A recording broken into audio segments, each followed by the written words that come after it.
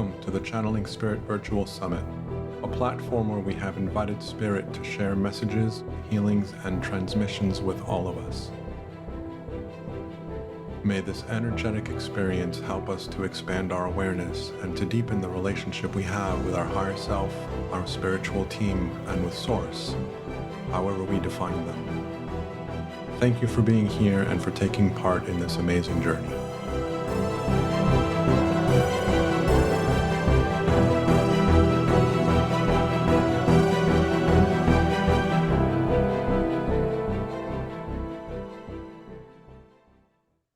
Hello and welcome to the Channeling Spirit Virtual Summit. My name is Daniel Martinez-Stahl, and we are about to begin our episode 5 in season 7. And we are in conversation with Jennifer Hawkyard. Welcome. Thank you. And so Jennifer was a recommendation from Denai, who, if any of you were with us last season, she was one of our speakers last season. Denai has a relationship with Jennifer, a friendship, and she said, hey, I think you could invite her. And so I had a conversation with Jennifer, and we agreed to come and play together. And so here we are. So I will let, absolutely, I will let Jennifer introduce herself, and then we will go from there. Yeah. Excuse me, I have a bit of a cold, so if I sound a bit funny, that's why. My name is Jennifer Hawkyard, and I am a full-time illustrator. I live in West Wales in the UK, and I like to tell people I get to draw pictures all day. So that's the sort of the normal answer I give to people when they ask me what I do all day. But as many of you know, especially Denai, I actually do very spiritual artwork all day, which is an absolute joy to spend my time doing. So I have worked on 3 oracle decks that have been published so far with Hay House and Kyle Gray. I've also self-published my own journal, sort of art journal, creative collaboration, as well as working one-to-one with clients to channel their basically whatever comes through, whether it started off with guardian angels and it's expanded into spirit guides, energies, sometimes passed on loved ones, and I channel that into artwork for them. So that's a bit about me. Beautiful. And so I have asked Jennifer, and I've kind of put her on the spot ahead of time. I told her I'm going to put you on the spot, and so we'll see at some point during the conversation when it feels appropriate. I will put you on the spot a little bit. So the reason that I wanted to bring Jennifer in to the conversation is because we talk about this all the time, that different people channel in different ways. And some people, almost anybody that's a musician, will say that they're channeling it. They just will refer to it in different words.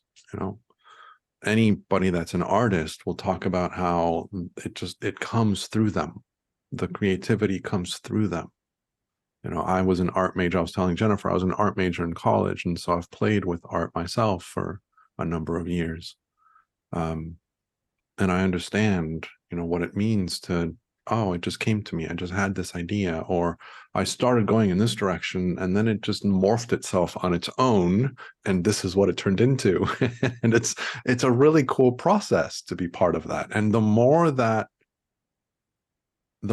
I find we are conscious of the fact that we are connecting with this greater intelligence that's coming through us, the more we can develop that relationship and expand that pathway, that communication. And so this is, for me, the brilliance of referring to this as channeling, and to emphasize a lot of my energy into learning how to channel better so that I can better understand myself through the channeling, through the ability of channeling, through a connection with some aspect that is perceived to be greater than me or outside of me, but it's only a perception, because the more that we start to look into this direction, the more we realize that when I'm channeling the spirit of this gemstone, it's actually a different aspect of me channeling through me. So this is the reason that I wanted to bring Jennifer on, because she channels primarily through art, beautiful art. Thank you. And so talk to us about what this means for you. Well, it's very much been a, as you say, like a learning experience, a step-by-step thing. Certainly 10 years ago, I would not have believed that if I came back and told myself that this is what I would be doing, I would be absolutely flabbergasted, I imagine. So I really feel like, I mean, certainly from a young age, I've always had an interest in art. I've always been drawing. One of my earliest memories was certainly having that thought of like, I don't want to go to school. I just want to draw pictures all day. And that kind of stuck with me throughout school. And so I really feel like, looking back now, perhaps my first 30 years of my life were me learning the craft, and showing up every day and stubbornly failing, as you do when you're learning, whether it's the guitar or the piano or whatever, a new skill. It's that muscle memory, learning all the craft. And I do remember periods of time where I might have been working on something new for my artwork, and I felt this or heard this kind of guidance that was like, well, if you do it like this, in my head, this might work better. And I sort of put it, I suppose, down to my granddad, whose painting is in the background here. So he was a self-taught artist, and passed away when I was in my 20s, I think. So I sort of kind of thought, oh, it's probably my granddad, and also had a creative grandmother who passed away quite a long time ago. And he could very well still be coming through in that way. But yeah, those first few years were really learning how to draw, literally learning how to draw. And then once I started to work, when I was asked by Kyle Gray to do the Angel Guide Oracle, that's when things started to kind of happen in a more spiritually guided way. I mean, I've always been a very sort of spiritual person, always very open person to intuition and exploring metaphysics, I suppose, throughout my whole life. But when I put it out there that I wanted to work on an angel deck, I wanted to have some meaning behind my work. I'm someone who's actually quite serious about the state of the world, and I felt like drawing pictures was not a way to help anyone solve any of the problems that were going on in the world. So I thought, well, maybe working on an oracle deck would be the way to bring some meaning to my work. And that was when I started to show up actually and do the work, and said, well, I better get good at drawing this topic if I want to do this. If I want someone to hire me, I better be good at it. So I started the process of learning how to draw that. And Daniel, if it's okay, I'll share my screen and I'll just show some of the artworks that I'm talking about here.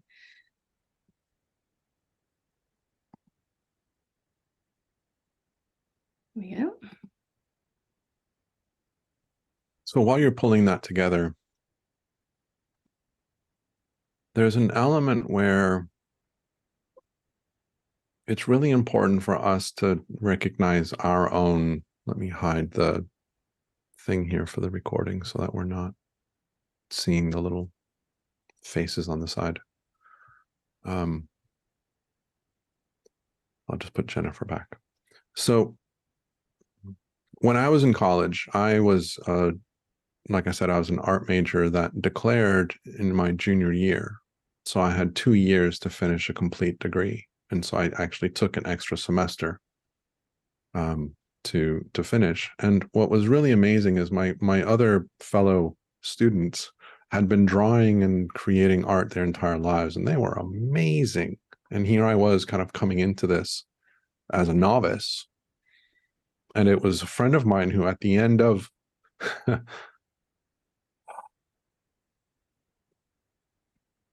sorry. It was a friend of mine who at the end of our senior show said, "Do you realize that you have more pieces in the senior show than anybody else?" And that was so powerful for me, because if I compared myself to my other students, they were so amazing. And the reason that I'm bringing this up is because we all have our brilliance. And if we look at, oh, I can never draw this the way Jennifer does. I mean, this angel in front of me is incredible. I could never do that. But what I do is equally as impressive in my own way, in a different way. And so this is, again, the reminder that we keep on being told throughout the journey is about, it's not about comparing ourselves to others. It's about finding our own path. It's about finding our own instrument, finding our own voice, which will resonate at the level at which we appreciate the beauty of others. Absolutely. So I just wanted to kind of bring that up. Yeah. And thank you for sharing that. I think even in the art world, spiritual elements aside, there's a lot of comparison happening, and a lot of artists don't push through with art or their mode of creativity, whether it's music or otherwise, because of the comparison. I certainly remember as I was learning, I would see these artists that I still consider to be great artists, and I was just like, how would I ever get to that level? Because when you're doing the work, you realize how much work there is involved. But certainly for me, the creative urge was something that I can't not do. It's very much ingrained in me. When I go through a period of stress, or certainly with things that happen in the world that I can't control, and but they break my heart, those often kind of trigger me to make art around that moment, because and certainly now that I've connected it with my sort of channeling practice, I feel like now I can get a message out, and I can bring some light into the world where there's a lot of darkness. But certainly, I mean, Denai and I both took a similar channeling course. She's a talented verbal channel. That's not an area that I feel comfortable in. I feel much more comfortable going into the zone with my artwork, and letting that come through. And certainly that work that I did beforehand, it really feels like I was learning my skills so that when it came to do this kind of work, I was ready. And now I can, whereas before when I created artwork, I very much had a composition in mind, and I was always striving towards that image. Now, most of the time, I don't have a clue what I'm painting. It's just coming through direct. So it's been a very interesting creative learning process as well, to have the creative process changing on the fly, as well as I get more comfortable doing, I suppose, the intuitive side of things. Whereas before it was much more about an end goal kind of thing, creating a finished composition. So the artwork that I'm showing you right now was one of the first angels that I sort of painted and finished. And as I started to put these out in the world, I did a few well-being fairs with my artwork. And of course, at a well-being fair, you end up with a lot of mediums and psychics and intuitives, and a lot of them were coming over and having these emotional responses to my artwork, or knowing things about the artwork that they couldn't have known, so that made me sort of perk up and go, what? What's happening? And start to pay a bit more attention to learning the spiritual side of things, whether it was tuning into my intuition and such, and just keeping an ear out for workshops or classes that I could take to try and understand a bit better about what I was doing. Because in these early days, certainly with this piece, for example, I was going into that creative zone, which is that flow state, that channeling state. And I was kind of blowing all my fuses. That's how it feels to me. Like there was almost like I used to call it spiritual sunburn. So I'd spend so much time with, I suppose, all the channels open. And then when I finished for the evening, I would just feel like I was under some sort of floodlight or huge torch or something, and all the lights were on in my brain. And I really needed to sort of be in a dark place and ground myself. But at that time, I didn't know that. I had to learn these things as I was going. So it's been a process, kind of having that creative drive and then going, wait, what is it that I'm doing, and how is it affecting me physically? And now certainly I feel like I've got to the point where I don't blow my fuses so much. It does catch me out sometimes, but not so much anymore, thankfully.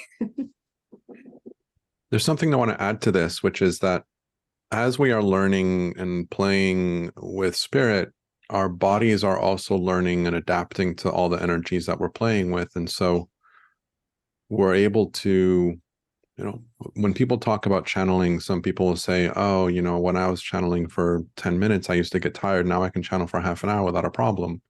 Our bodies will adjust and will get used to managing and handling all of the energy. And so be patient with yourself and with your beautiful human while it is adjusting to the new areas that you're both collectively exploring.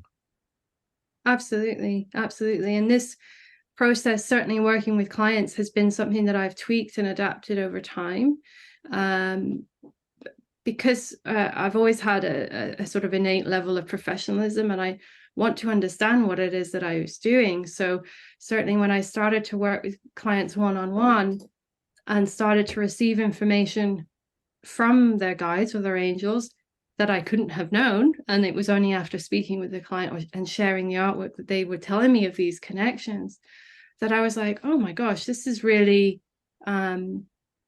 impactful for them, and really important that I get this right, and respect that.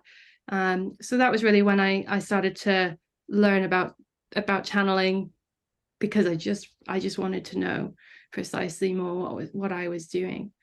So this artwork that I'm showing right now was one of my early one-on-one commissions, and the angel kept showing me this necklace that she's wearing, and I didn't want to put it in because it didn't really go with her dress and the whole composition, but she was quite adamant that I put that necklace in. And then when I shared it with the client, I said, I don't know why she wanted me to show you this necklace. It's a mala necklace with a tassel on the bottom. And the client went away and picked up the necklace that she has in her home that's on her altar. And it was the exact necklace that I was being shown all that time.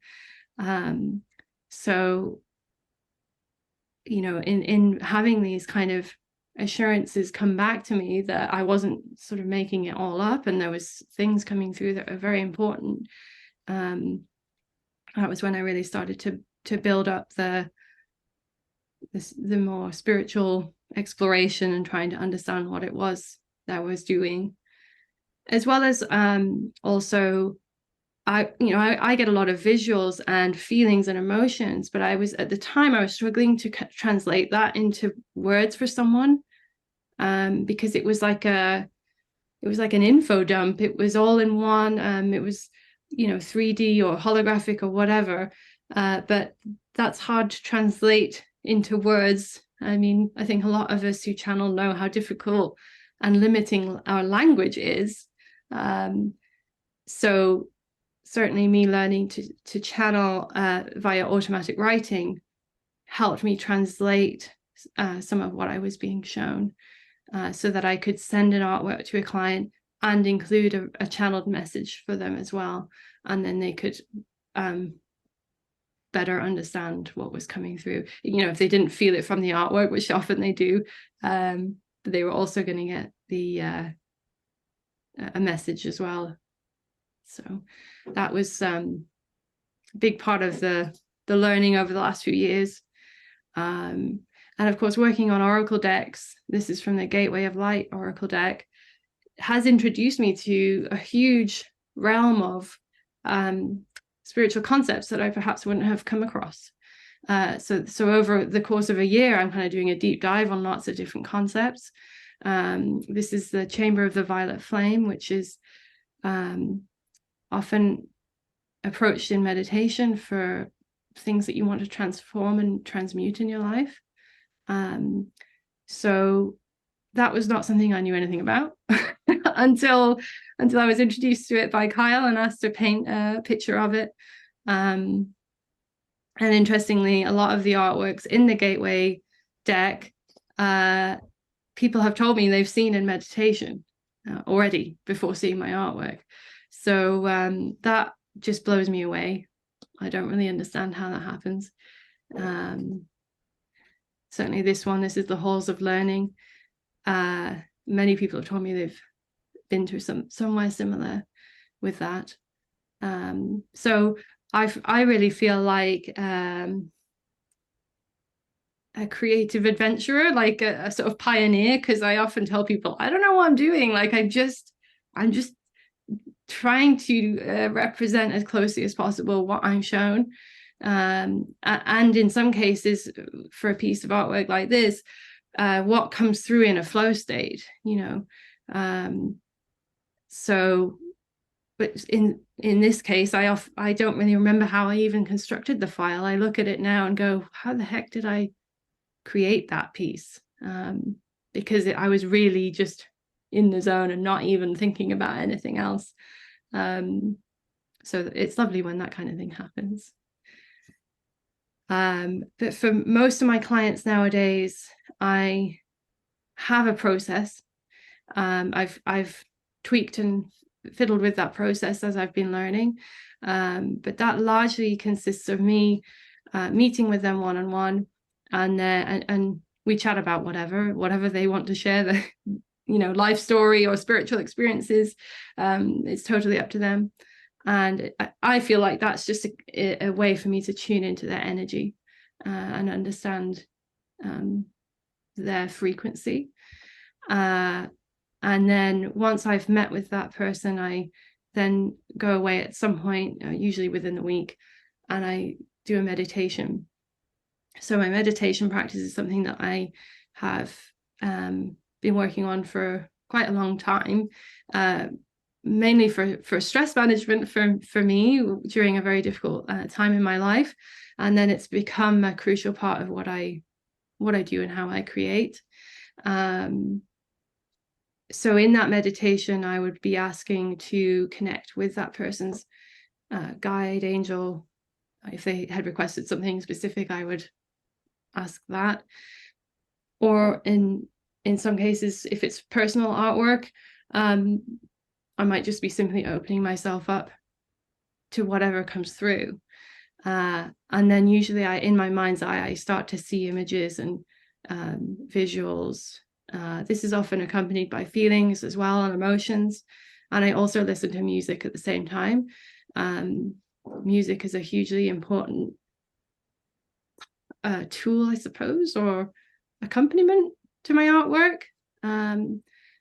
So I have a huge playlist of pieces that I kind of use to get into specific energy spaces.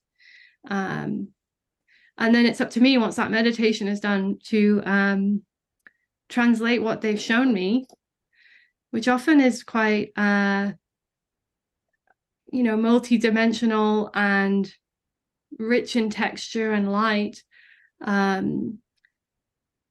I often find when I'm creating artworks like this one would be a good example, where as I'm working on the art, I'm also getting a lot of feedback from the energy that I channeled, and they're often encouraging me to keep turning up the light. And I'm like, we need contrast in order to see here in the earth. So I can't be, if I put the contrast up too much, it'll just be a white page. So there's often a tussle between what they want to see and what I can physically portray with the, with the software that I have. I work digitally, painting in Photoshop with a tablet. So there's a lot of kind of traditional techniques of layering up color and working with values and whatnot. And then there's certain element of bringing in textures. On this piece, you can see some sort of starscape textures that are coming in. And I mean, this piece was very, they set the bar very high because I wasn't sure how I was going to represent what they showed me, which felt very multi-dimensional. But thankfully, the client really resonated with it and had actually seen this image come through in a healing session just the day before I sent her the artwork, which was really lovely when that happens.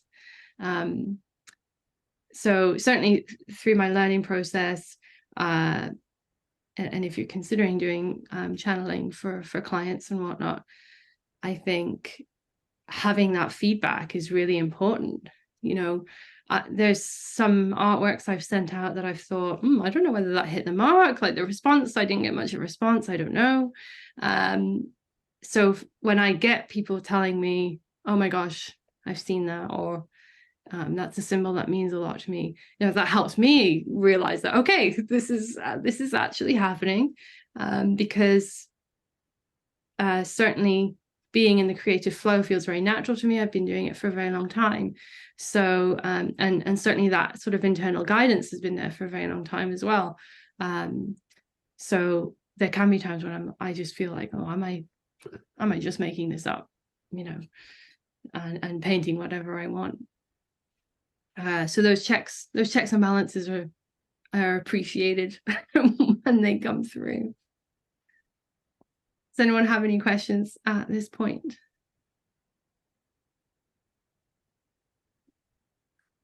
Otherwise, I'll keep scrolling through and show a bit more about how the artworks come about. Okay. Nothing so far, I guess. Go ahead. Yeah. So, sorry, it's Sally here.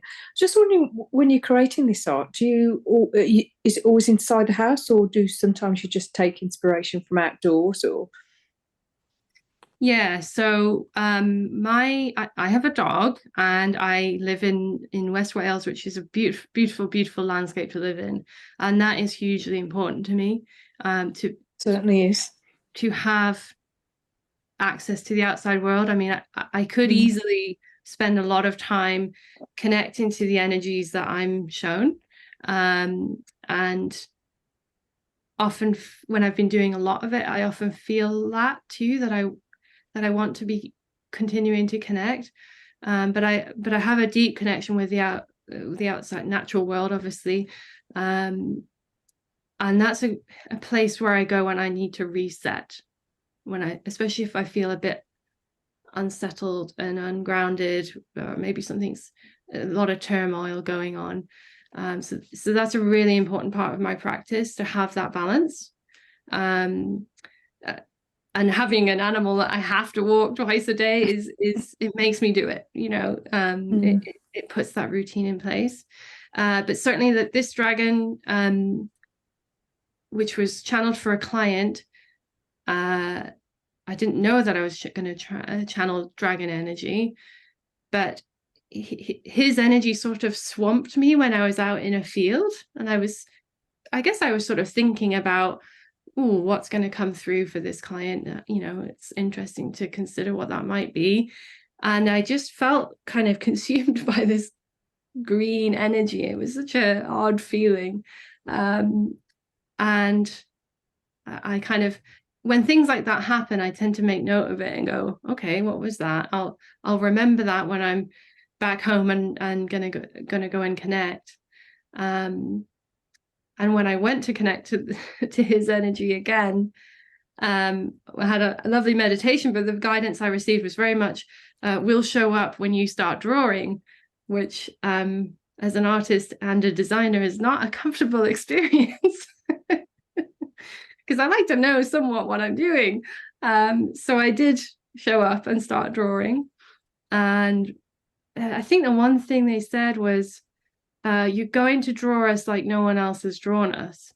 And I mean, I have a long time love of drawings of dragons, and it's an area that I want to do more in. So I really had to just let my creative control go with this piece, and it really just sort of flow and morph into place. And you know, elements of imagery were brought in that turned out to be quite important to the client. And I thought, oh my gosh, this is a bit not weird, but like, you know, totally different from the other work that I was doing. But she absolutely loved it and totally resonated with the message as well.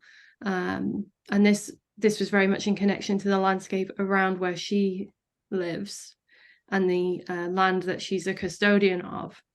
So that was one of the times when something's come through in nature.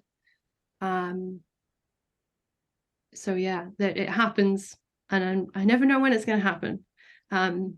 They do just sort of sometimes show up in my mind's eye completely at random, which is fine by me.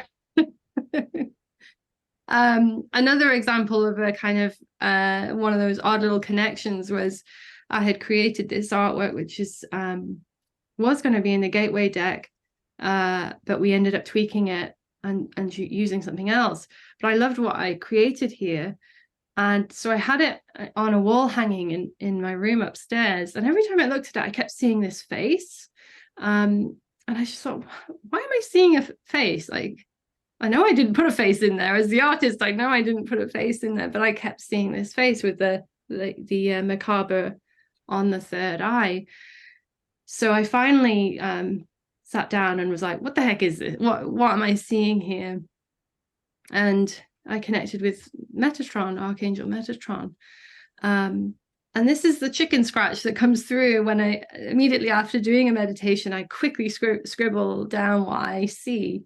And usually if I've got that little sketch through, it feels to me like all the information is there and embedded, and I can go back into it as and when I need to, because often when I'm meditating, I don't then immediately start drawing. They're two quite different processes for me.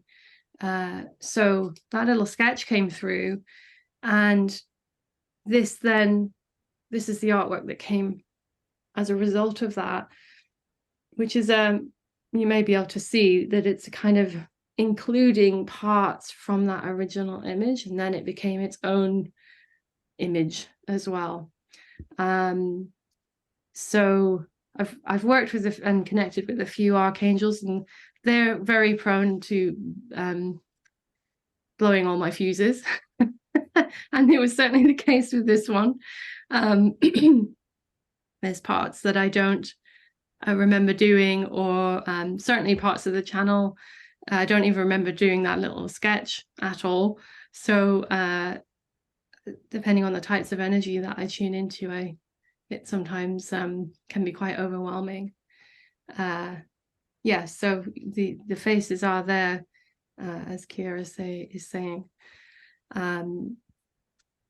And then to show you a bit more about the actual process, the creative process, that is the sort of general process for most of my artwork. So this is the chicken scratch, as I mentioned. This was something that I saw in a breathwork session that I was doing. I use breathwork sometimes, especially if I'm feeling really anxious when I'm trying to sleep. If I know I'm not going to sleep feeling like this, then I do a breathwork session. And I just glimpsed this and then immediately pulled myself out of it, because I was like, oh my gosh, I'm seeing something. And then I jolted myself out of it. But I glimpsed this sort of blue being. And then I think the next morning I decided to tap back into that energy, and I was like, who was that? Who was that? What were you guys wanting to share with me? So this was the little sketch that came through.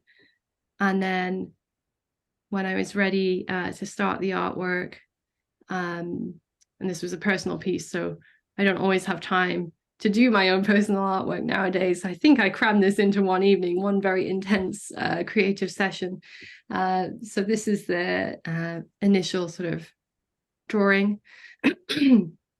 And usually at this phase, if I feel like I would know if the artwork is right to proceed or not at this point.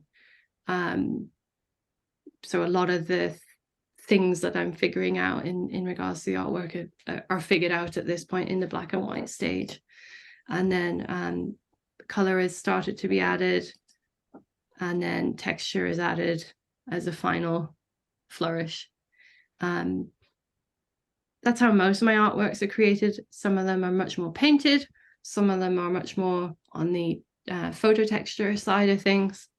And I tweak my process depending on what I'm being asked to do, basically. So yeah, this was a star being that came through. And it's an energy that I kind of tap into, I think, whenever I need a bit of refreshing.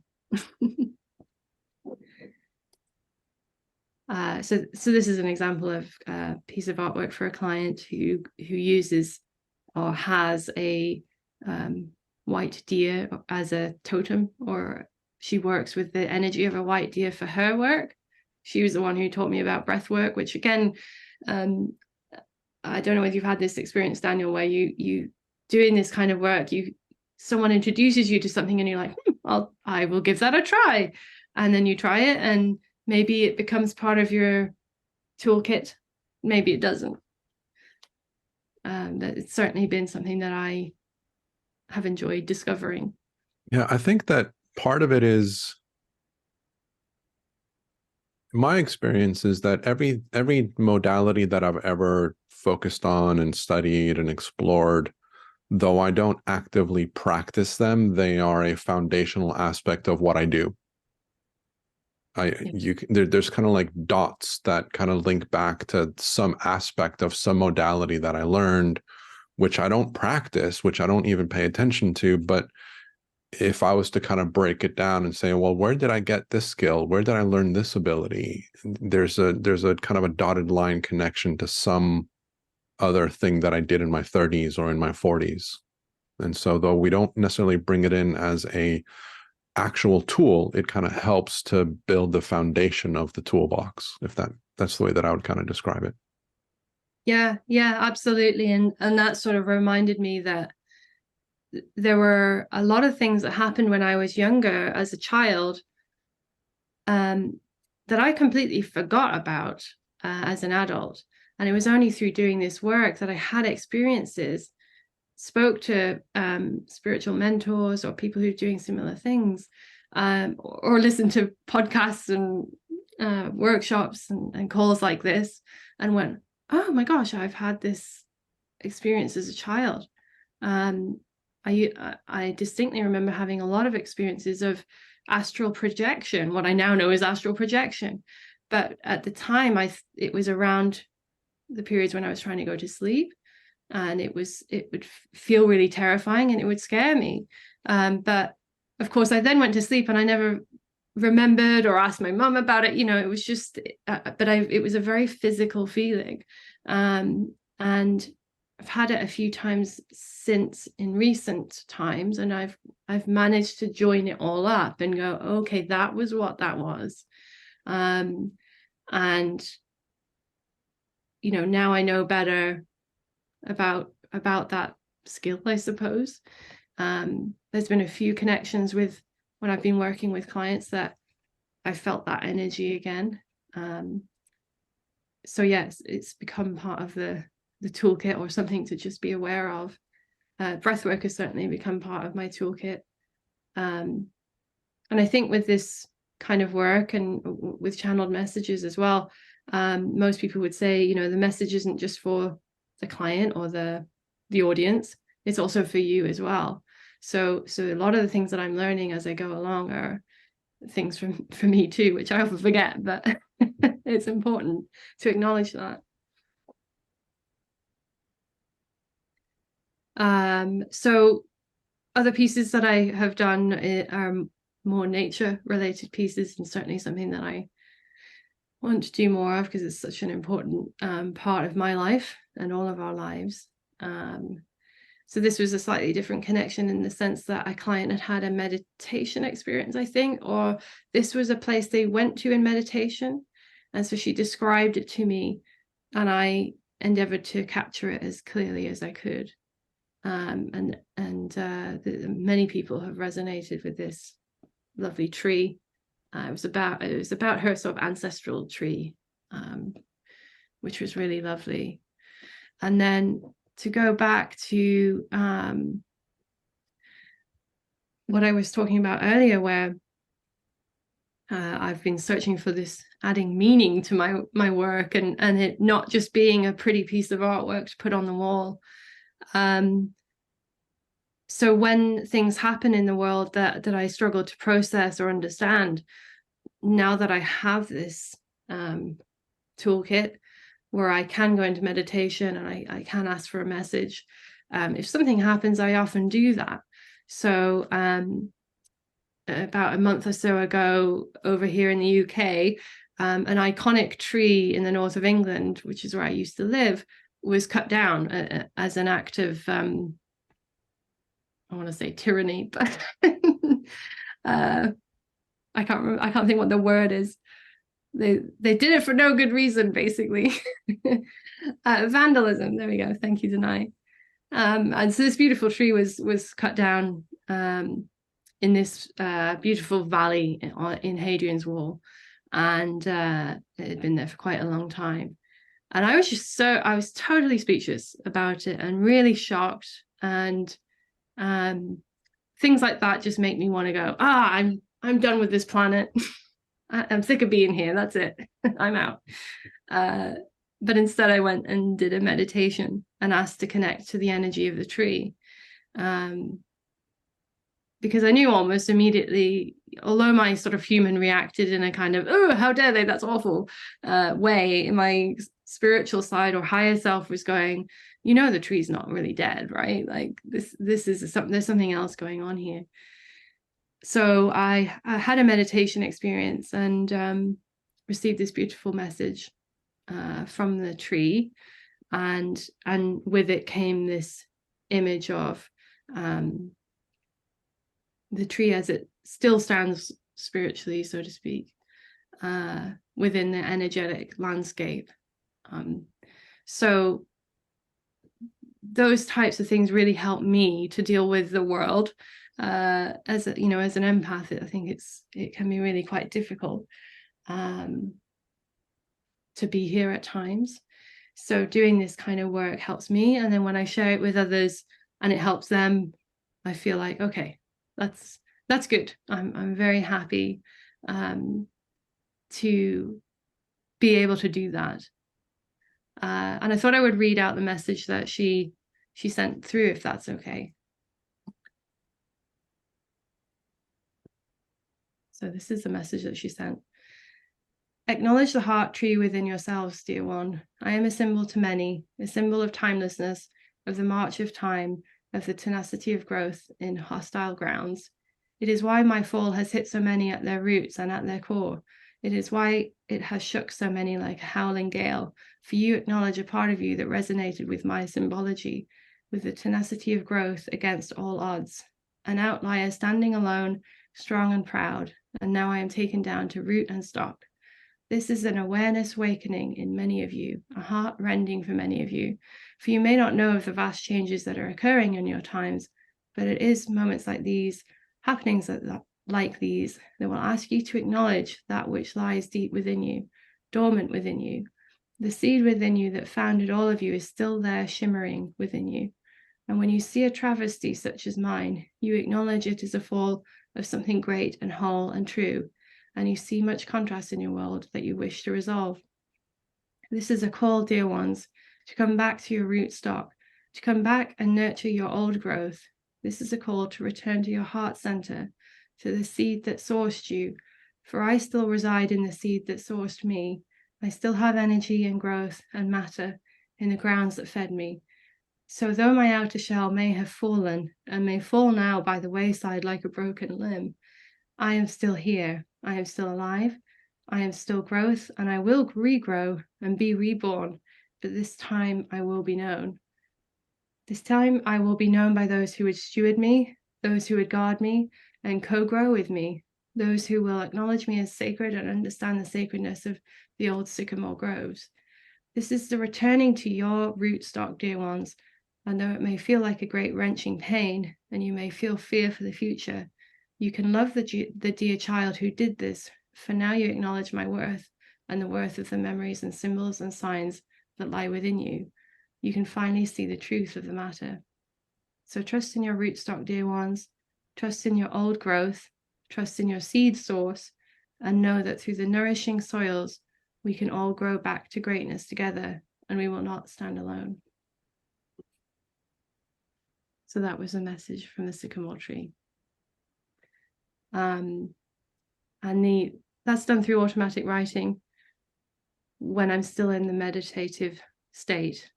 And I'm quite fortunate I can touch type. So I often have a computer or an iPad right next to me, and I just type with my eyes shut. But what always amazes me is that the language that comes through is quite different from how I would normally speak. There's often a phrasing that feels a bit more old-fashioned to me, or words that I just wouldn't normally use. I know the words, but I wouldn't normally use them. And then, of course, there's always a really sort of rich and deep emotion that goes with it. I'm usually crying with things like that as well, because there's just such a lot of energy that's coming through. I don't cry so much with my client work. I think I've learned to have a proper boundaries in place. More often than not, I find with my client work, I feel something when I'm working, creating the artwork, and it's often like this really big excitement, like, "Yay, you're getting it right, keep going." And I have to sort of tell them to calm down and not boost me off my seat, because that's what it feels like is going to happen.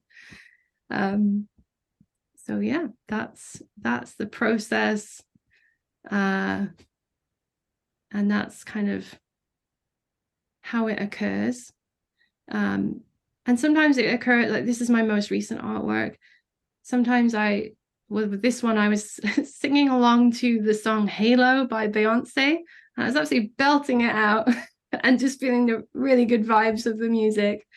And then I sort of started to feel like this feeling from spirit of like, we have something to say about this if you just take a moment to chat with us.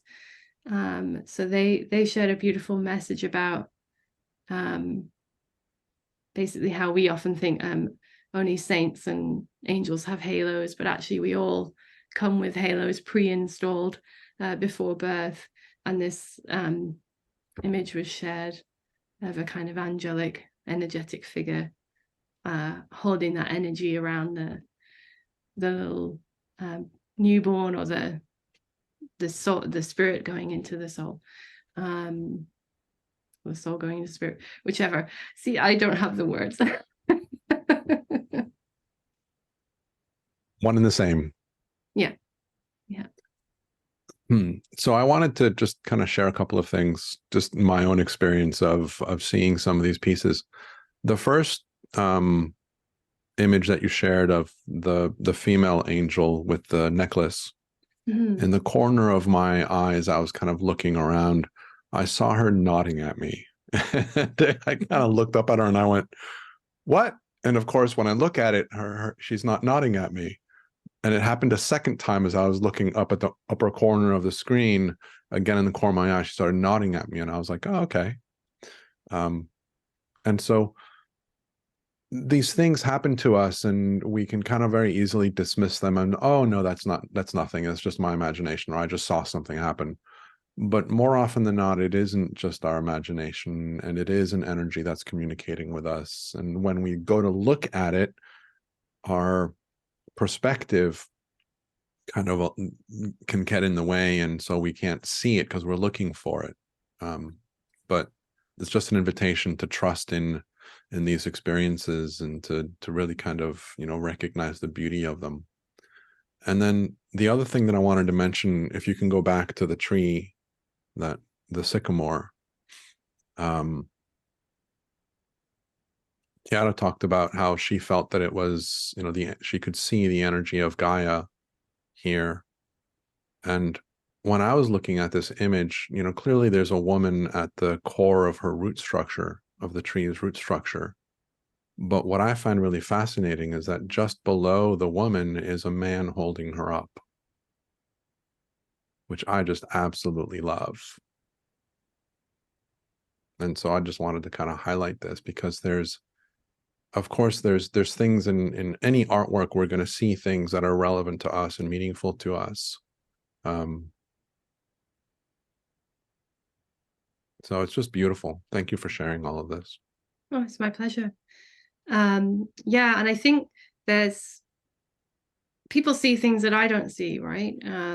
And people have emotional reactions that are very personal to them with my artwork. Certainly pieces like this that have all these layers and textures in, and as a young artist, I remember seeing artwork similar to this and being like, oh, I love that, because you can find stuff in them. There's hidden things in them, and so it becomes like a mystery tour of the artwork. It's not just a picture of a tree, there's something else in there. And I think there's often a part of your brain that's going, wait, I can see something else. What is that? You know, and that intrigues your brain, because we have a huge pattern recognition ability in our brains. The other thing that I wanted to mention, just sharing my thoughts, take it for what it's worth. The picture that you just have on the side of the Aldebaran, when you showed the final image, what I got was that this is an aspect of you. Yeah, I felt that too. That was something that came really strongly. As soon as I saw it, I was like, oh, this is her. Yeah, I definitely felt that too. And it felt like a connection to something beyond what I am now, if that makes sense. Yeah. Beautiful. Yeah. So, and this is an energy that I go back into, you know, and connect with if I'm feeling a bit off. So they really feel to me, and I have been told by my own guys that they're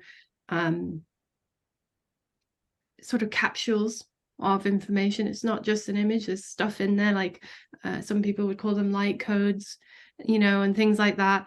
I'm someone who always resists naming things and defining things, so I feel like that then just puts it in a box. But I feel very open to the idea that, you know, if acknowledging how it makes you feel, you know, or if it intrigues you, or if you see something in there like the nodding angel, you know. Someone asked about this one. Yeah, it was me, Sally, again. Hi, Sally. Sorry, I didn't see where what's this piece called? This is from the Gateway of Light deck, and it's the Akashic Stargate. It's one of the first cards in the deck. It's one of my favorites, actually. Yeah, I really like this one. So that's available on your website? It is, yeah. So the vast majority of my work that isn't client work is available as prints on my website, and of course as the decks as well. This one is obviously about accessing different realms and having all of these different portals available to you, depending on where you want to go. And what I love about this piece is that it also holds many photos of my own from Wales. So there's some beautiful light in there, golden light, and bluebell meadows and things like that. So it really is beautiful. Thank you.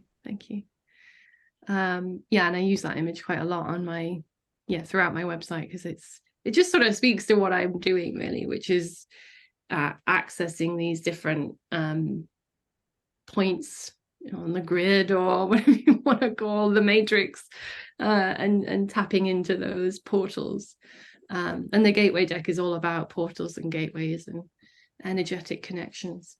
You know, there's something that you brought up that I want to highlight a little bit, which is, and you know, I've heard people talk about it, and sometimes it feels like it's just hot air, but there's other times when it feels really genuine, where people talk about how, oh, this deck is infused and charged, and you know, this deck is encoded with transmissions, and like I say, sometimes it's just hot air. But I can really feel it in your artwork. There's something that gets transmitted in looking at it, that it reaches a deep part of my experience that transcends just my visual experience. And so I think there's a lot to that. Yeah,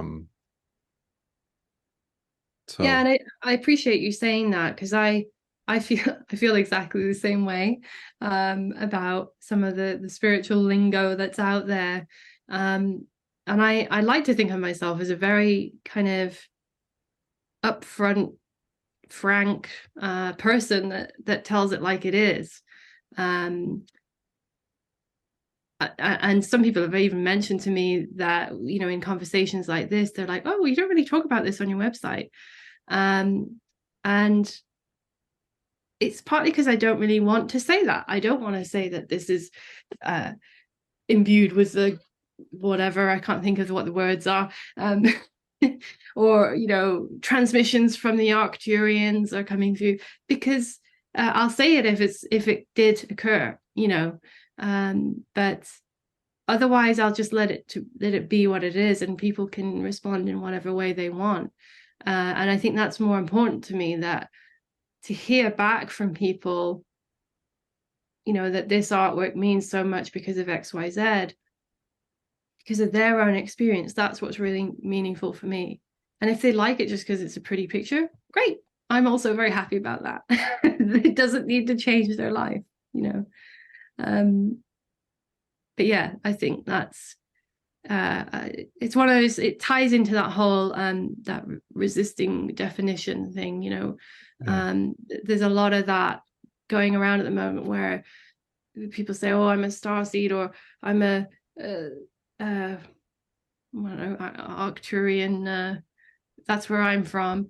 And for me, I just don't want to be defined in that way. Yeah.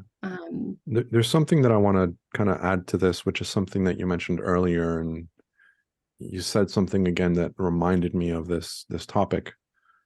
Many of us have this idea that, oh, I need to go and I need to do something that's important. And if that's a driver for you, absolutely no judgment. And I don't want you to misunderstand what I'm about to say, but the biggest impact that we can have on the earth is when we go within ourselves and we allow ourselves to have a deeper understanding and appreciation for who we are. Even if that never gets communicated out to anyone else, that is the most powerful aspect of anything we can ever do. Yeah. And then everything else that happens on the outside is a reflection of that. Mm-hmm. So even if you don't have the, you know, incredible skill that Jennifer not only has developed, but is also an innate part of her skill set, it doesn't mean that you cannot help to change the world the way she is, by going within yourself and understanding who you are and touching into that truth of who you are more and more. That is the biggest influence that we can ever make on this planet. I couldn't agree more. And I think I'm very fortunate that I get to do what I love. And I think, you know, having that drive as a youngster to be like, I just want to draw pictures all day. Why don't I live in a world where I can draw pictures all day? So I don't do artwork that I don't enjoy, you know. And so every time I come to a piece, I'm always excited, because now I'm excited because I don't know what's going to come through, and I'm intrigued. You know, I feel like I'm on a discovery quest, almost like a choose your own adventure thing. And you know, there's a side benefit that it may also help that person as well. But at the end of the day, I enjoy it and I'm doing what I love. When I don't enjoy it, if I'm not feeling it at all, or if I'm feeling not very well, for example, then I don't pursue it. I do something else. And I've had my creative blocks. A lot of creatives have them. I'm fortunate that it's happened once, I think, in my life, where I just really felt like the tap got turned off. And where is he? He's in here somewhere. I was kind of, this was well before I started to work with Kyle, and I was still very much switching from being a professional graphic designer to being a full-time illustrator, and throwing stuff at the wall and seeing what stuck. So I guess I was having a lot of doubt about what I was doing, and feeling very stuck. And I was just paging through a book of other artists' work, seeking inspiration desperately. And I saw an image which was totally unrelated to this, but it was like a little key that just flipped something in my brain and went, here's this thing, here's this composition. And I sketched it down, and from this angel onwards, it hasn't really stopped. Now, I don't know whether that was you know, an energetic switch, or you know, a transition phase, or what. But you know, I do believe, I'm kind of waffling now, but I don't believe in constant creation, and I do believe you have to fill the well of creativity in whatever work you're doing. It doesn't have to be artwork. I do feel like we need to be inspired as beings on this planet, and have to find that those moments of inspiration, those things that, like I think it was Sally that was asking about nature. You know, there are things in my life that are really important to me as a human, that help me be a whole human being, and they're all part of it. You know, if I'm neglecting part of my life, such as getting out in nature, then the artwork starts to suffer, or my body starts to suffer. And then when my body starts to suffer, I really get it in the neck, because I have a very intolerant body for lazy behavior. So it's that it's a holistic view of what you're doing, I think. And I do really believe that we're moving into that now, as we transition into these new times, that we are being asked to look at ourselves holistically, physically, spiritually, energetically, all of that. What we put into our body, you know, and use it and respect it.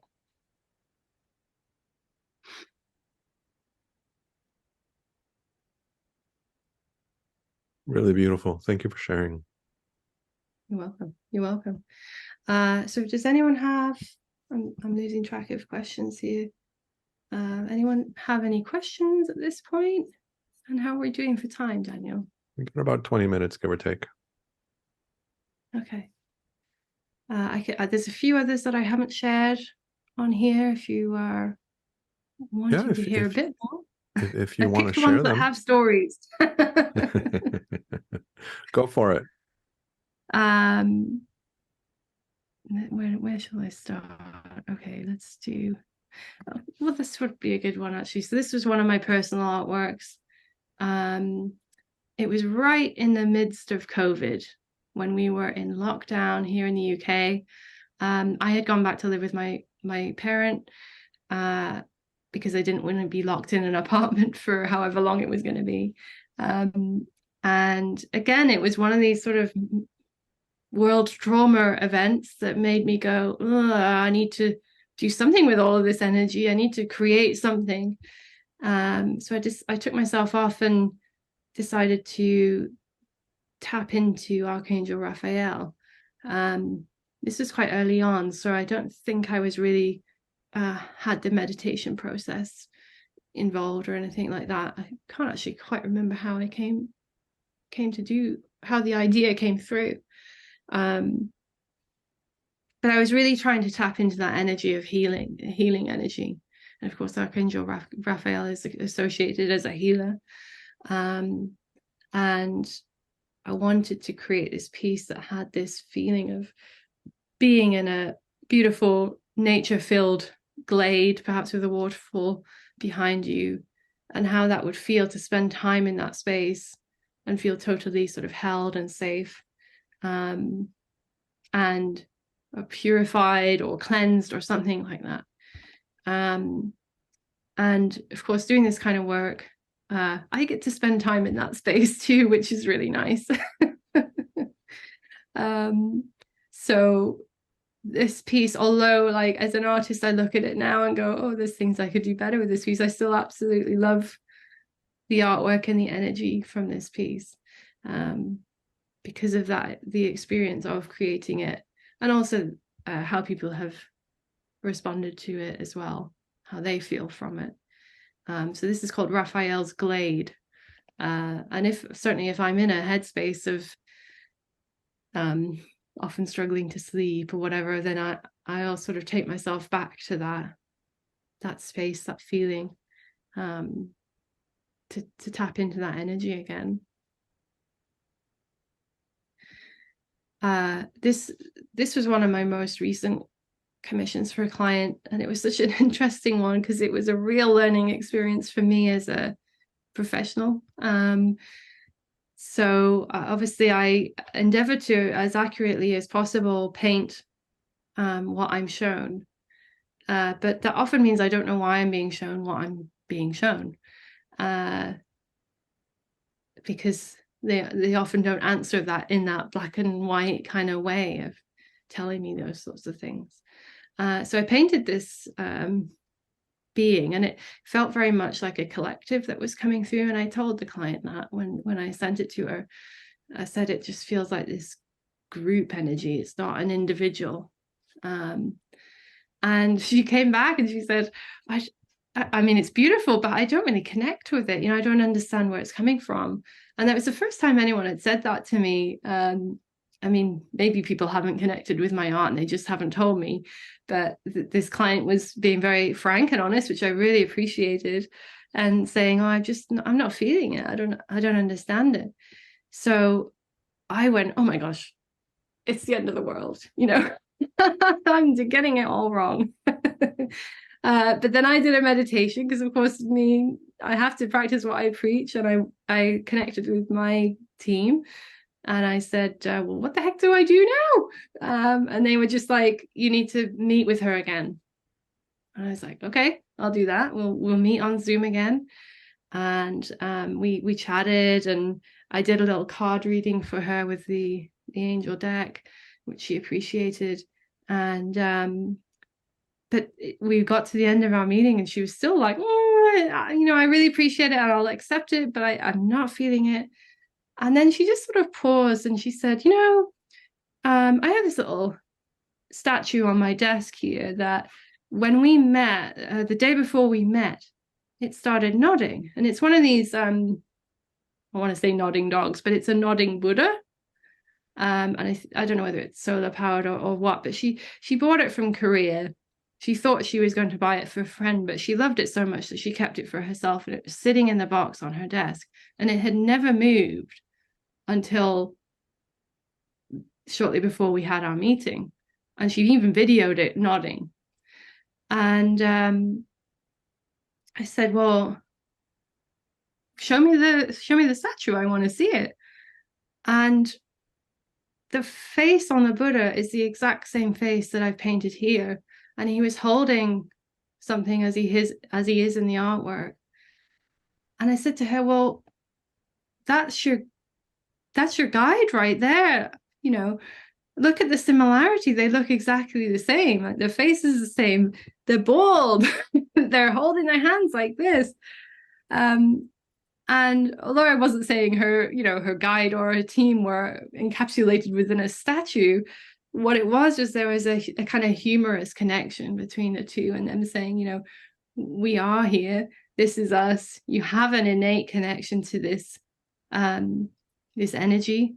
because she said herself when she told me about herself that she connected with the I suppose the ethos of Buddhism, but she wasn't a practicing Buddhist. Yeah, we were both sort of floored by that connection, because she hadn't seen it until she's shown me the statue, and I said, well, they look exactly the same. And we were both laughing by the end of the by the end of the call. But that was a trust exercise for me, because I just didn't know why I had been shown what I had been shown. There's a question in the chat for you, Jennifer. When you do a commission, is it totally what comes through to you? What is the process? And I know that you kind of shared a little bit of your process with us with the sketches, but can you kind of speak to the process of a commission? Yeah, so we connect usually over email or sometimes over social media.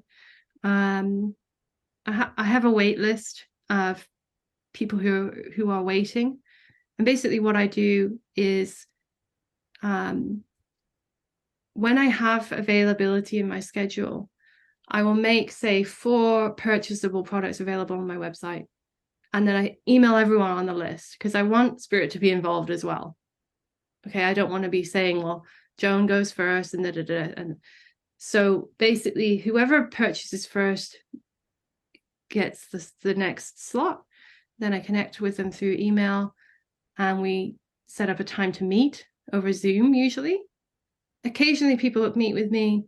Like I had one lady who doesn't speak English very well, so she simply told me a bit about what she wanted to share and sent me a picture of herself. So that's also fine. Usually we connect over Zoom so that I can get to know the person a bit more, and it's a very relaxed, informal thing, and they can share whatever they want to share. I don't ask that people, they don't have to share anything in particular. We can literally talk about anything. It's just for me to sort of connect in with their energy. But more often than not, they talk about their spiritual journey and where they're going and what they hope to get out of the artwork and the connection. And then I go away. When I feel ready, I do a meditation and ask to speak to or connect with the energy of that person to their highest good and intention. So if they've specifically asked to see a picture of their guardian angel, then obviously I will set that intention. Otherwise, I just simply open the channel to them and their energy, and ask to be shown something for their highest good. Sometimes I get an image fully formed in my head, and I kind of go, oh, well, you're right here, okay. Other times, more often than not, it's a gradual thing, because it takes a while for me to shut off my head and the monkey mind and I need to do shopping and so even though I've been doing this for a while, I still struggle to shut all of that off. And certainly there are times when I meditate and I start to fall asleep and I think, okay, I'm obviously tired, let's not do this, so I'm very respectful of that part of it, because I want to make sure I'm really clear on them. So usually I start to see things. Sometimes it's often hands showing me something, and then it starts to come, pieces are shown to me, or the image starts to form in my mind's eye. Sometimes it's little flashes. Tends to get a bit more cohesive towards the end, because usually towards the end is when I do the automatic writing. So when I really feel like I'm cued into that being or energy, that's when I ask for the message to come through. Sometimes I change it up. I've had those few, like the dragon that I mentioned, where they're like, we're not showing up until you start drawing, in which case I go, oh, okay. Other times, as I say, it's a full download. I sometimes get one energy coming in. One lady asked me to connect to her higher self. She was quite an adept sort of spiritual traveler anyway, so she had explained her higher self to me and how that felt. So I was connecting into that. And then her angel showed up in the background, was like, I want to be here too. And it was very flamboyant energy. So when I sent her the artwork, I was like, here's your higher self, and your angel also showed up and wanted to be part of the picture. And she was laughing her head off at that. So yeah, it's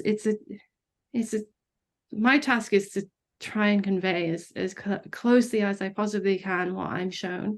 And I don't let that artwork go. Yes, it was an angelic photobomb. I don't let that artwork go to the client until I feel like that was the energy, that was the feeling, and also sums up from the spiritual team too, going like, yes, this is what we sent you. So I hope that answers the question. When the artwork is sent, I send them a digital file like what you've seen here today over email, explain what I saw, felt, heard, and the channeled message is sent as well. And then if they want to chat about it with me over Zoom again, we can. Some people will just respond over email. And then once I know they're happy and love it, I send them an actual print of the artwork for their own use, for their own home. So it's a one-off commission that doesn't get used anywhere else.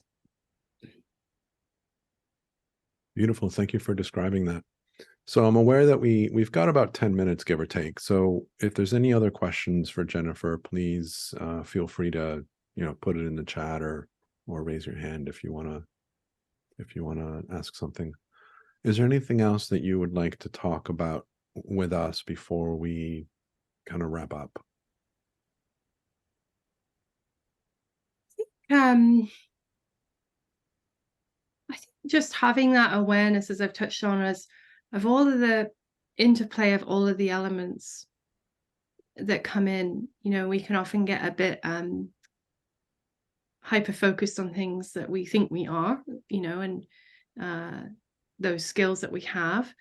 But as I was saying, how I really feel like we are being asked to become more holistic in the way that we treat ourselves, body, mind, spirit, and such. So certainly I feel like I perhaps have had success or less hardship by following those intuitive nudges that are just like, hey, why don't you try breath work? And being just openly curious all the time to, I think doing this, having an interest in spirituality and metaphysics and such, you are a naturally curious person. So having that open mind and also having that awareness of when, that doesn't make me comfortable. The attitude doesn't make me comfortable, or this mentality doesn't make me comfortable, and just tuning into that inner awareness, but also having that flexibility of going like, well, it didn't work for me before, but I'll try it again, this different modality. I'm sure I'll try verbal channeling every now and then. Denai's always prompted me to give it a go. But I also feel like, sorry? I was going to say, next time that you come and play with me, if you decide to come back, I can always challenge you to do a verbal channel. Yeah, absolutely. But my attitude has always been, even in just the art world, outside of what I'm doing now, is this desire to, because certainly in the area that I'm living, it's a beautiful landscape area. So a lot of the artists that are experiencing success here are amazing landscape artists. And if I wanted to make a living here, I could sell paintings of the Welsh landscape. And that would hit the niche of the tourists that come here and such. But my attitude is often like, there are already people who are doing such a great job doing this, creating beautiful art. Do I need to fit that niche when I've got my own weird little niche going on with my creativity and my, spiritual thing that I'm doing? I don't know, it's an interesting thing. Well, it's one of the nice things to kind of have as, in the back of your pocket. Yeah. There's a freedom that comes from, well, if I'm pursuing my dream and whatever the reason I get some kind of hiccup, I could always do this and know that at least I can, I can kind of pay my rent and pay my bills very comfortably doing that. Like I've always said my entire life, when I was a waiter, when I was in my teens, I always said, well, at any point in time, I could always go back to being a waiter. And what happened in my 50s, I was in a situation with my mother where I needed to go back and become a waiter. And I was working at a luxury resort and I was earning $60,000 as a waiter.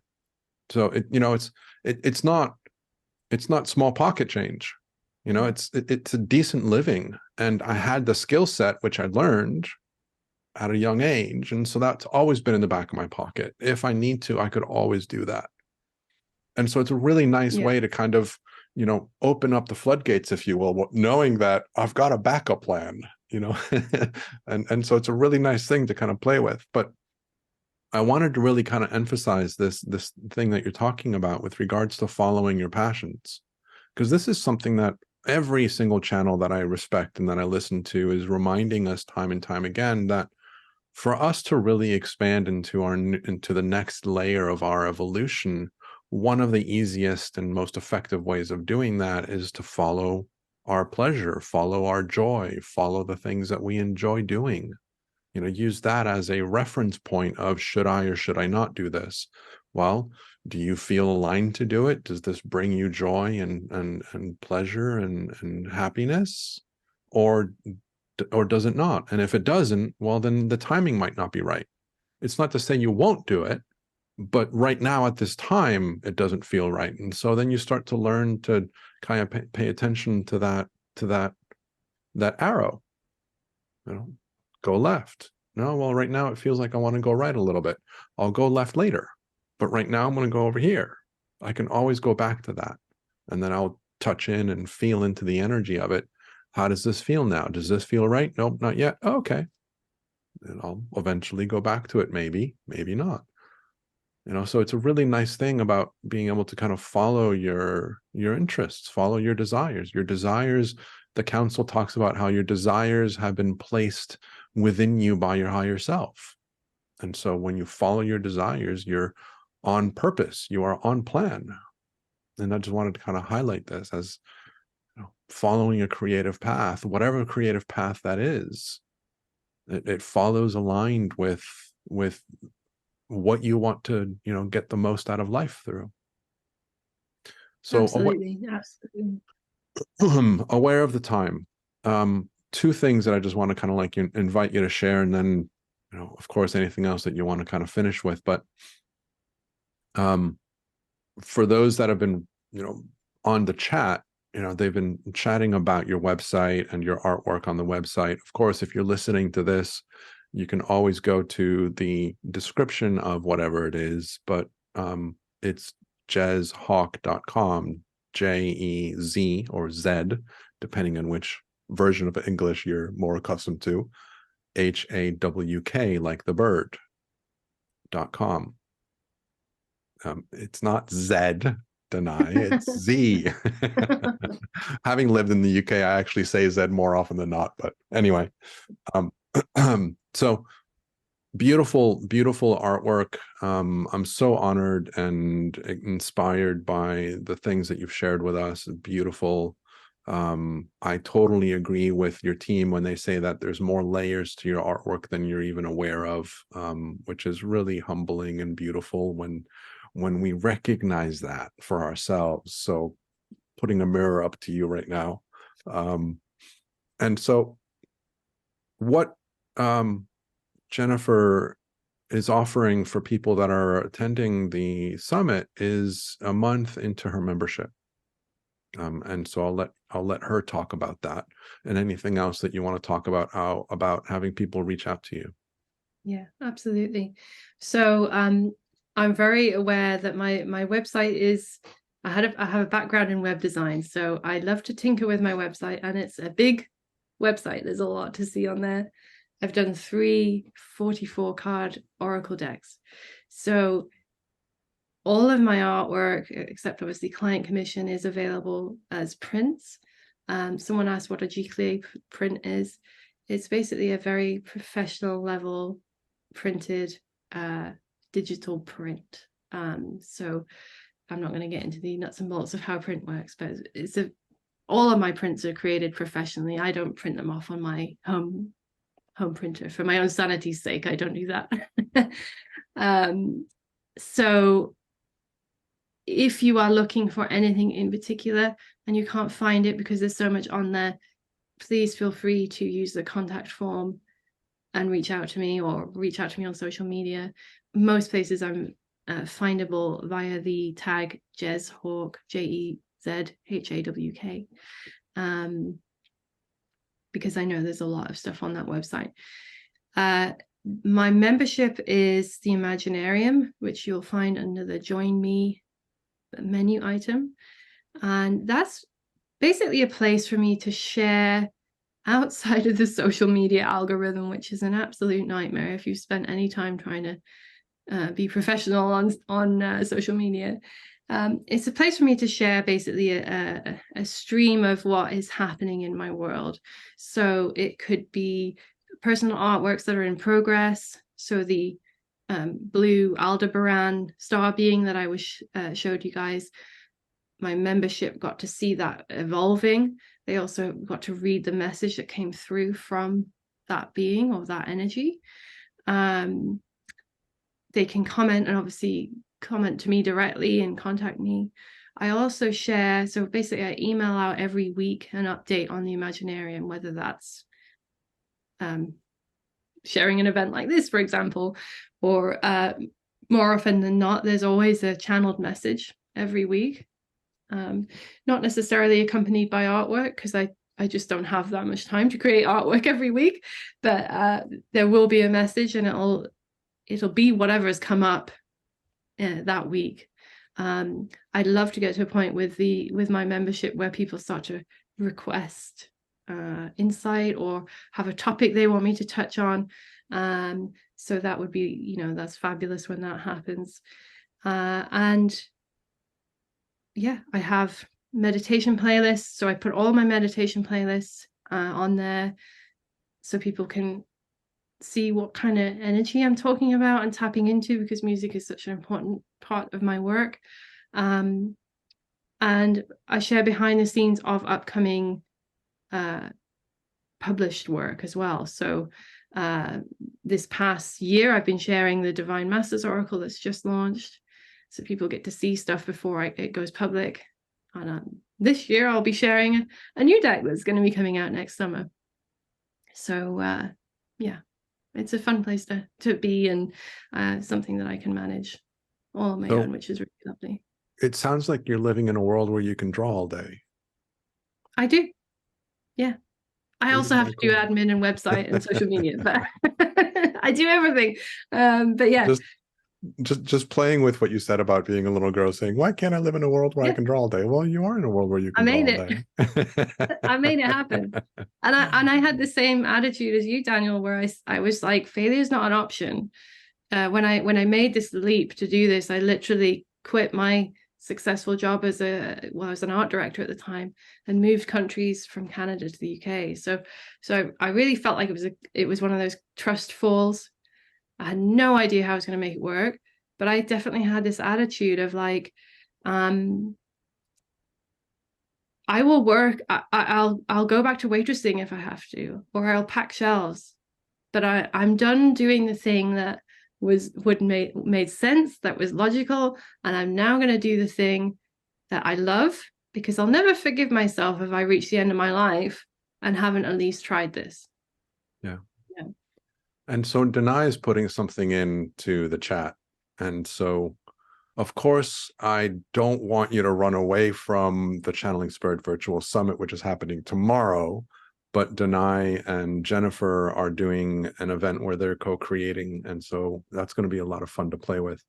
If you guys are doing recordings, I would love to actually see that afterwards. I know that Danai doesn't always share the recordings of the stuff that she does. But if you guys are doing recordings, I would love to register and see that afterwards. So what I was going to challenge Jennifer on, just to let you guys know, is that I was going to ask her to tap into some kind of image that would come forward as a representation of this platform, of myself and this platform, because this platform is an aspect of me. And so I wanted to kind of represent Channeling Spirit Virtual Summit.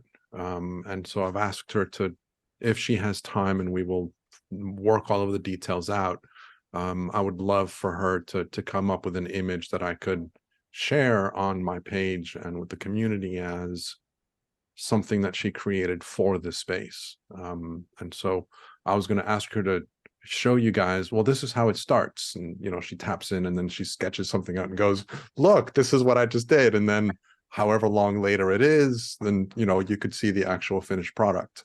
And so this was the challenge that I was going to ask of her, but we didn't have time. So this is coming. This is something that I am going to coordinate with Jennifer on and play with. And so you guys are the first to know that this beautiful artwork is on the way. And I will ask Jennifer to kind of walk us through and give me kind of details along the way that I can then even put on a website as part of the page, and just kind of say, here's the creation that Jennifer did for us. And so you guys can be part of that. And I can also share it through the email distribution lists, since you guys are all part of that too. Yeah, I mean, I would be happy to video part, if not all, of the creation. I mean, they take anywhere from 8 to sort of 15 hours to do an artwork like what you've seen. That's it? So, yeah, I've got pretty fast. That sounds like nothing to me. I know, I've got pretty fast. You don't want to watch 15 hours of me like pixel pushing. Oh my gosh, I thought it was like, you know, months and you know, years of work. No, I'm exaggerating a little bit, but yeah, that sounds like nothing to me. That sounds like nothing. Yeah, it has become very fast. And actually, that's amazing. There are some artworks that come through so fast that I'm just like, how are we done? What the heck? How did that happen? So yeah, that goes back to that time spent earlier on, I think. But yes, I can film my screen in parts of the process, or I certainly can screenshot parts of the process. Yeah. And that is what we're doing tomorrow as well, is more of that live. It puts me on the spot a bit more because, as I say, I have that process of meditation and such. So us doing a live art channeling thing is very much me going internally screaming most of the time. I think it's going to be a lot of fun. And so Denai put it in the chat, and there's no point in me telling you guys that are listening what it is, because, you know, by the time that you guys hear this, whenever you hear it, it will have come and gone. But then I put the link as to, you know, how to register for that event up top in the chat group. In fact, I'm going to actually click the link so that it opens up in my chat, in my browser, because I do want to register for that. But as always, you know, as I've said, I cannot join you guys live because I'll be doing this tomorrow. Yeah, we'll definitely be able to get you a recording. So I'll be there in spirit. Yeah. And Denai made a comment here, which I'm going to also kind of play with. She said she can't verbally channel for 15 hours. Not yet. You know, I know someone who Renee and Anthony channels Yeshua and Mary Magdalene quite a lot. And Yeshua was in a channeled state where Yeshua was with him the entire weekend of some event that they were doing. And so it was like 3 days. And Renee talks about how she was like getting sick of it. She's like, I want my husband back. Damn it, get out of here.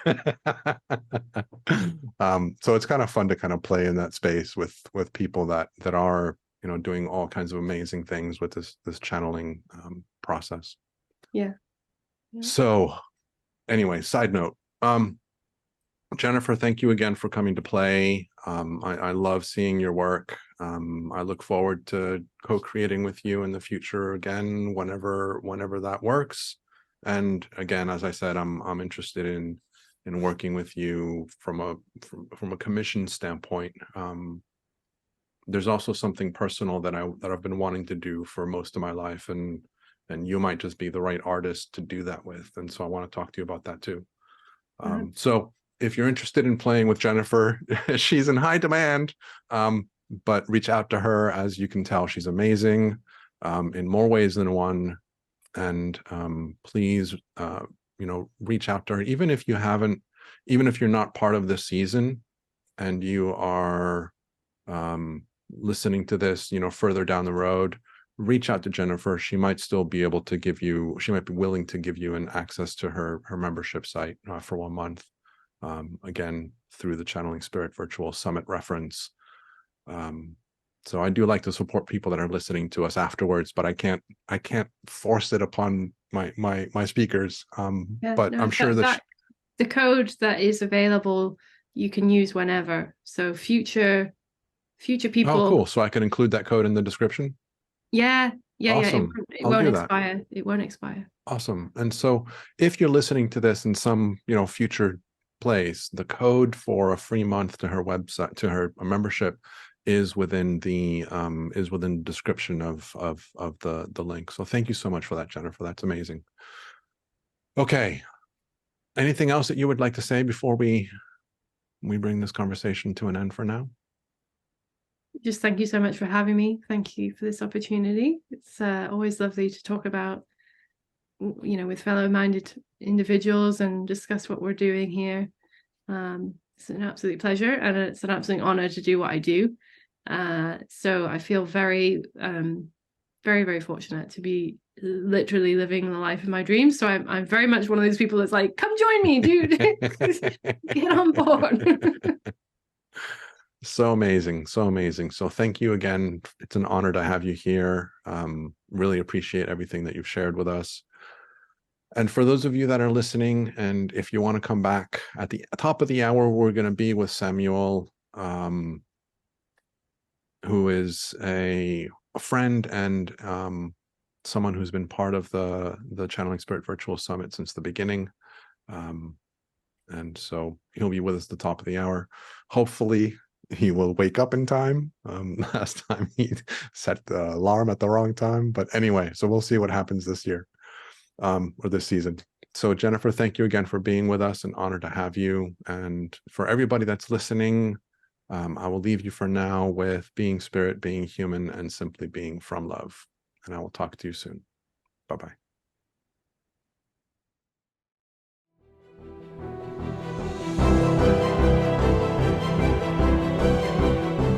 Thank you for being part of this incredible experience.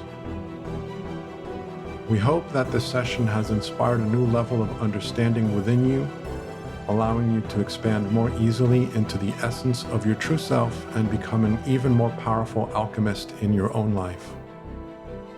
We invite you to listen to the session again and again in order to go deeper each time and expand even more. Have it be via the replays or the unlimited access package. If you have enjoyed being part of this event, we invite you to tell your friends so that they can join us in the future. We are grateful that you are here, and we thank you for co-creating this experience with us. Until next time, we leave you with being spirit, being human, and simply being from love.